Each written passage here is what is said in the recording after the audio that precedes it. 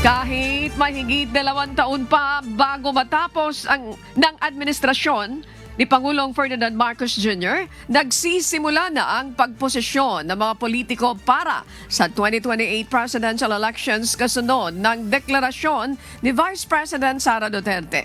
Si Naga City Mayor Leni Robredo ang maaring nakikitaan ng potensyal ni Pangulong Marcos Jr.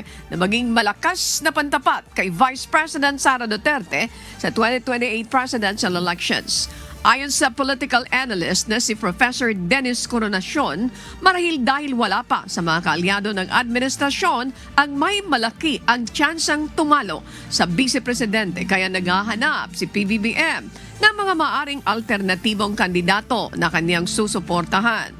Sa katunayan, maaring nagkaroon na ng inisyal na pag-uusap ang dalawa nang bumisita ang Pangulo sa Naga City nito lamang weekend. Nauna naman na itong itinanggi ng Pangulo. Walang nakikita malakas na kandidato ang administrasyon. So maaaring maganap ito outside the administration.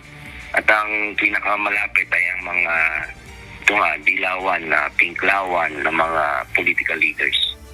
Alam mo, I think the mayor will agree with me na serbisyo muna bago politika. We have been planning this for a few months already because talagang naging critical ito especially with the storms that came in. We did not discuss. Serbisyo muna bago politika. Marami pang kailangan gawin. Marami pa kaming kailangan gawin. So, we will get to that. Aabot din tayo doon.